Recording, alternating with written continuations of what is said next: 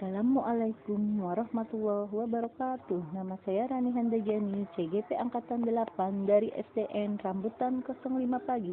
Di sini saya akan memaparkan aksi nyata saya terkait modul 14 yaitu implementasian konsep budaya positif. Adapun latar belakang dari aksi nyata yang saya buat adalah menerapkan budaya positif di lingkungan sekolah dengan diawali dengan menciptakan suasana yang positif. Kemudian tujuan dari aksi nyata ini adalah untuk melihat disiplin diri yang positif melalui keyakinan kelas yang dibentuk bersama oleh peserta didik. Tolak ukur dari aksi nyata ini adalah satu, mengimplementasikan budaya positif dengan membuat keyakinan kelas yang berpihak pada murid agar murid dapat berkembang menjadi pribadi yang mandiri, bertanggung jawab, merdeka dalam belajar, dan memiliki motivasi intrinsik. Yang kedua, melakukan diseminasi tentang budaya positif di sekolah. Berikut ini dokumentasi tentang pembentukan keyakinan kelas yang saya buat bersama dengan peserta didik. Hal pertama yang saya lakukan adalah mengajak murid saya untuk menuliskan nilai-nilai yang perlu disepakati bersama di kelas. Yang kedua, tiap murid kemudian menuliskannya di post-it lalu menempelkannya di papan tulis. Dan yang ketiga, kalimat-kalimat tersebut kemudian dijadikan satu kesepakatan menjadi keyakinan kelas dan menjadi diubah ke kalimat yang positif. Nilai kesepakatan kelas bersama yang sudah dibuat antara lain yaitu hindari body shaming, hindari mencontek, hindari merusak fasilitas kelas, jaga kebersihan, ketertiban saat di kelas, hindari meras teman, gunakan bahasa yang baik dan benar. Kemudian bertanggung jawab saat piket dan saling menghormati perbedaan serta menghargai pendapat teman. Berikut ini adalah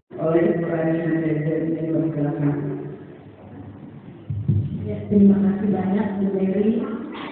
Sebelumnya saya yang terhormat Ibu Kepala Sekolah SDN Rambutan 05 Pagi, Ibu Surati MPD, Ibu Wakil Kepala Sekolah Ibu Nurhin, Bu Enda Nurhayati SPD, rekan-rekan guru, Bapak Ibu guru dari SDN Rambutan 05 Pagi yang tak bisa saya sebutkan satu persatu tapi tidak mengurangi rasa hormat saya, serta Ibu Bapak perwakilan Komnas dari kelas 5A dan 5B, terima kasih atas kedatangannya, kehadirannya. Semoga bisa mengikuti acara ini sampai selesai. Di sini saya akan membahas tentang budaya positif. Ya, di sini saya sebagai guru penggerak juga, saya guru penggerak angkatan 8 akan mensosialisasikan kepada keluarga sekolah, ya, termasuk guru dan juga orang tua murid. Nah, budaya positif ini itu nilai-nilai itu, keyakinan, kebiasaan berpihak pada anak, ya, pada murid itu sendiri. Dia tadi kenapa diberi keyakinan, nilai-nilai supaya nanti ke depannya menjadi pribadi yang kritis, mandiri, tanggung jawab, jujur, santun, ya. Nah, ini sesuai dengan tujuan pendidikan kita yaitu dari Bapak Ki Hajar Dewantara. Jadi tugas guru itu bukan sekedar mengajar, mendidik, membimbing, mengarahkan, tapi memberi tauladan, menuntun. Jadi anak yang tadinya nggak bisa jadi bisa kita tuntun, anak yang tadinya tidak percaya diri kita tuntun jadi percaya diri. Jadi kita di sini melihat satu persatu siswa kita, jadi supaya berkembang sesuai dengan potensinya. Jadi tidak lagi pengetahuan, oh kamu nggak bisa matematika, jangan begitu. Itu namanya tidak berpihak pada anak. Kalau dia tidak bisa matematika, kita turunkan ini materinya yang sesuai dengan dia bisa. Misalkan teman-temannya dalam satu kelas sudah bisa peralihan, dia belum, masih kejulangan, dia nggak apa-apa.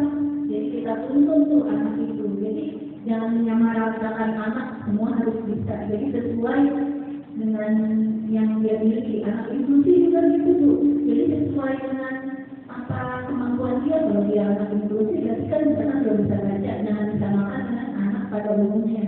Jadi kita beri perlakuan khusus, ya. Jadi dia berkembang juga seperti anak lainnya. Nah, disiplin. Jadi salah satu budaya positif itu yaitu salah satunya menanamkan, salah satu unsurnya menanamkan disiplin positif. Tadi benar yang ibu kepala sekolah bilang, jadi menanamkan disiplin diri dari diri sendiri. Jadi bukan karena motivasi dari luar, jadi dalam dirinya sendiri juga terbangun motivasi. Ya, jadi di situ nanti diharapkan memunculkan motivasi intrinsik pada anak atau motivasi internal. Nah, di situ disiplin positif. Nah, dimulai itu caranya bagaimana ya untuk membuat disiplin positif. Kalau di sekolah kita ada yang namanya kesepakatan kelas. Jadi sebelum belajar kita membuat kesepakatan kelas dulu. Atau namanya keyakinan. Boleh disebutnya kesepakatan atau keyakinan kelas. Nih, kamu maunya apa nih? Coba buat kelas kita yang terbaik mau apa dulu? Juga tidak datang terlambat. Jadi setiap anak boleh tuh menuliskan keinginan nilai-nilai apa. Nanti disatukan ya. Dari situ nanti di voting suara terbanyak, nanti ditulis kesepakatan kelasnya mau apa nih. Nah, nanti itu yang menjadi keyakinan, nilai-nilai keyakinan kelas. Kalau di rumah juga bisa tuh. Ibu buat kesepakatan di rumah. Nanti jadi keyakinan, nilai-nilai di rumah buat si anak untuk mendisiplinkan diri gitu ya Bu ya.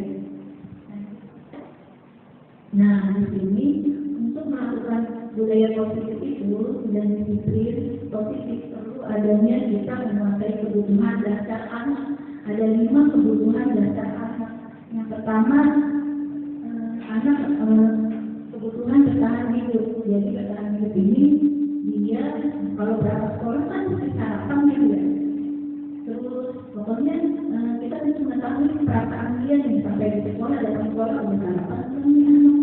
Terus nyaman nggak, di perjalanan aman nggak. Jadi kita tahu Bu, jangan terus sampai di sekolah anak belum dikasih sarapan, belum dibawakan, misalkan tidak membawa bekal atau apa gitu. Berarti merasa dia nanti di pas sampai di sekolah merasa kok yang lain dibawakan bekal saya enggak gitu. Nah, ini harus perlu ya, itu penting ya supaya dasar ini ya. Jadi makan, minum, terus rasa aman, nyaman. Yang kedua, cinta dan kasih sayang. Ini perlu perhatian nih. Kalau misalkan di rumah ada juga ada permasalahan, nah bagi sekolah ini juga nggak nyaman buat belajar. Jadi mohon ya Bu, anaknya sudah sekolah, mau berangkat sekolah diperhatikan ya. Anak-anak juga butuh rasa kasih sayang. Nah, gurunya juga ya memberikan rasa kasih sayang kepada siswa-siswinya ya. Terus yang ketiga, kebebasan. Nah, jadi sekarang kan pembelajarannya sudah berpihak pada guru, tapi berpusat pada siswa. Nah, siswa ini dibebaskan.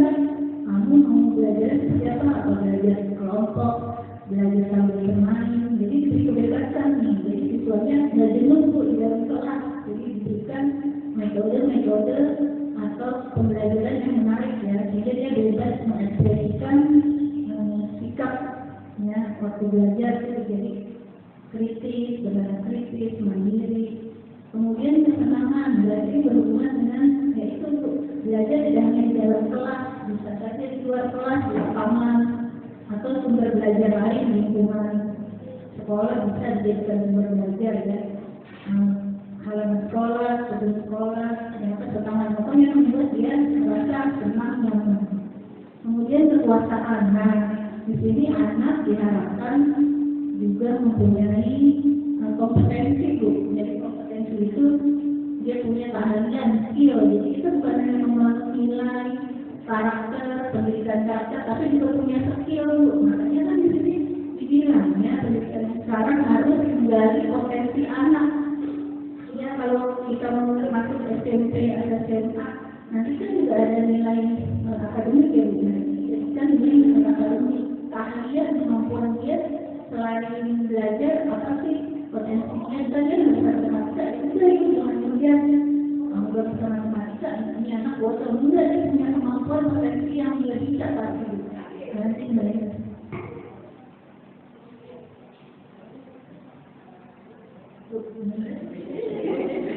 Nah, ini menurut gaya dua, ini ada tiga. Jadi motivasi kita terhadap siswa tiga. Yang pertama, menghindari ketidaknyamanan. Yang kedua, mendapat imbalan. Dan yang ketiga, menjadi orang yang menghargai diri sendiri. Sekarang saya mau tanya ya Bapak Ibu, dari ketiga ini, yang Ibu, menurut Ibu, memberikan disiplin kepada anak nomor 1, 2, atau 3? Dengan memberikan hukuman kepada anak. Yang kedua, memberikan imbalan. Jadi dia menjalankan disiplin kalau ada imbalannya, atau nggak menjalankan disiplin dihukum. Atau yang ketiga, menjadi orang yang mereka inginkan. Jadi yang ketiga ini sadar, menghargai dirinya sendiri. Mau yang mana Bu? Nah betul. Jadi yang ideal adalah yang ketiga. Jadi kalau punya galak mulai sekarang, atau orang tuanya galak mulai sekarang, kita benahi ya Bu, ya tidak ini ya, dengan hukuman tidak mempat itu jangka waktunya pendek, jangka panjangnya anak pasti ini ya, maksudnya diulang lagi kesalahannya diulang lagi, jadi nggak bagus ya Bu. Nah tugas kita sebagai pendidik, kalau saya pendidik di sekolah, itu pendidik di rumah. Nah, jadi bertugas memimpin peserta didik memiliki disiplin diri yang berasal dari dirinya sendiri, memiliki disiplin positif. Yang ini tadi, kalau tidak ada nilai-nilai kebajikan, ini maksudnya nilai-nilai kebajikan, nanti nilai-nilai yang sudah disepakati bersama. Kalau di rumah, itu juga sama beberapa keluarga, sama anaknya, nilai-nilai apa nih yang akan kita sepakati gitu. Di sekolah juga di kelas, misalkan guru-guru bisa ya di setiap kelasnya membentuk kesepakatan kelas dulu sebelum belajar. Jadi kalau nanti dia melanggar, kamu itu sudah bentuk keyakinan kelas coba lihat. Kamu keyakinan salah kamu apa yang dilanggar? Nah, kita dari situ dialog. Kalau dia buat masalah, kita bisa menyelesaikan masalah. Adanya nilai-nilai kebajikan ini kesepakatan kelas. Nah, ini ada 5 posisi kontrol yang dimiliki oleh orang tua dan guru ya, sebagai pendidik. Ada penghukum, ada pembuat orang merasa bersalah, ada teman, ada monitor, ada manajer. Tanya ya Bapak Ibu, penghukum. Jadi kalau ada salah, langsung kita beri hukuman, bisik atau enggak verbal dengan ucapan kata-kata, itu namanya penghukum. Kalau pembuat orang merasa bersalah, kita yang aduh, kamu ini bilang tidak bisa ya. Selamat siang ibu udah capek-capek. Tapi namanya ngurusin kamu masih begini juga kelakuan kamu. Kamu saja nggak bisa sama ibu. Dengan kata rendah ya. Jadi membuat orang merasa bersalah. Kasihan sama kayak juga. Kalau sebagai teman, jadi cuma ayo mana? Jadi kayak ibarat sebagai teman. Nah, jangan begitu dong, ibu malu nih. Kalau kamu begitu lagi cuma mengingatkan hanya sebentar gitu, sebagai teman yang merangkul sebagai teman monitor pemantau. Jadi dia kan kalau di peraturan sekolah monitor itu contohnya ini, misalkan tadi anak tadi di pada kepala sekolah upacara, kemudian anak banyak yang terlambat. Nah di situ ada guru piket ya. Kan guru piket tugasnya memantau, di situ memantau ini berapa anak yang telah dikumpulkan di lapangan. Habis itu masuk ke kelas. Nah, itu nggak cukup. Mereka nggak cukup kalau cuma dihukum maksudnya sementara gitu. Jadi harus ada dialog, ada pertemuan, semua dikumpulin. Kamu maunya gimana? Satu-satu ditanyain solusinya. Jadi yang memberi solusi bukan kita, si anak sendiri. Solusinya gimana di depan? Kamu, kita. Kalau laki-laki gimana solusinya? Jadi mau dibuat. Nah yang kelima, manajer ini yang paling bagus. Jadi posisi manajer mengajak anak tadi dengan dialog. Jadi jangan langsung main pukul, bentak-bentak. Kita bangun dialog dulu, ya bisa berdiskusi. Hanya ini masalahnya pelan-pelan kok kamu melanggar disiplin terus, kenapa alasannya gitu ya. Ini manajer ya.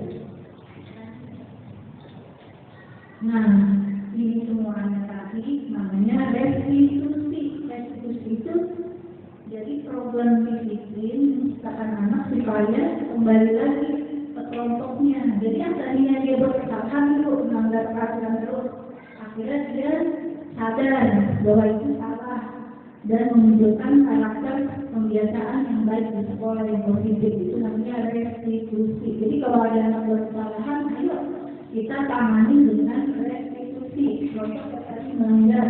Kalau di kelas saya misalkan ada yang anak yang ngerjain PR, saya restitusi dulu nih. Jadi restitusinya antara guru dan orang tua. Kalau dia mengulangi lagi, kita panggil orang tuanya. Jadi restitusinya bukan siswa lagi, tapi kepada orang tuanya.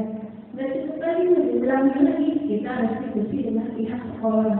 Nah, di sini guru-guru atau kepala sekolah bisa membantu agar si anak ini bisa kembali lagi ke kelompoknya, memperbaiki kesalahan. Ya, jadi ini ada 3 di dalam restitusi, ada yang namanya segitiga.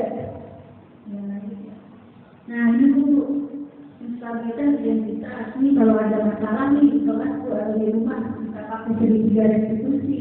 Jadi menstabilkan identitas dulu. Yang kedua, memvalidasi tindakan yang salah. Yang ketiga, membuat keyakinan kelas. Yang pertama dulu, cairkan suasana dulu. Kalau ada masalah, cairkan suasana dulu. Misalkan kayak gini, ya semua orang kan punya masalah. Semua orang pernah melakukan masalah, betul kan? Jadi jangan langsung dimarahin itu anak, jadi cairkan suasana dulu. Terus kenapa kamu berbuat seperti ini?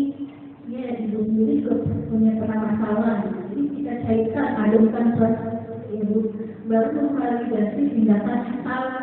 Ya tadi, kalau dia berbuat salah, kayak tadi terlambat atau tidak mengerjakan PR, nah kita validasi, dia memang itu kamu akui kesalahan kamu. Nah, untuk kedepannya bagaimana ya? Ini kan berhubungan dengan misalkan nilai, rapor, apa kamu mau begitu seterusnya. Dengan yang lain aja anak-anak mengerjakan PR. Nah, jadi kita berusaha membangun dialog, mengajukan pertanyaan-pertanyaan mau anak gimana sih. Lalu yang ketiga, kamu ingat nggak keyakinan kelas, kesepakatan kelas yang sudah kita buatkan harus mengerjakan PR tepat waktu, misalkan iya bu saya ingat. Nah, kenapa dilanggar? Nah, dari situ nanti kita tinggal sekarang gimana solusinya yang kedepannya nih. Jadi kita buat perjanjian sama anak itu, kamu mau mengerjakan PR atau kedepannya akan dipanggil orang tua kamu gitu. Jadi nanti betul kan kita berdialog sama anak dulu bu, yang langsung panggil orang tua ya. Jadi itu ya, jadi namanya segitiga restitusi. Di rumah juga bisa diterapkan ya bu ya. Nah, di sini pada tahap menstabilkan identitas, guru atau orang tua berperan menggeser identitas murid dari identitas gagal, tapi kan melakukan kesalahannya, baru ke identitas sukses. Sukses itu berarti memperbaiki kesalahannya. Yang kedua, tahap memvalidasi tindakan yang salah. Jadi peran guru di sini tidak hanya menegur, tapi juga proaktif membangun dialog dan solusi bagi si anak itu. Yang ketiga, menanyakan keyakinan. Jadi perilaku yang salah divalidasi dan identitas sukses.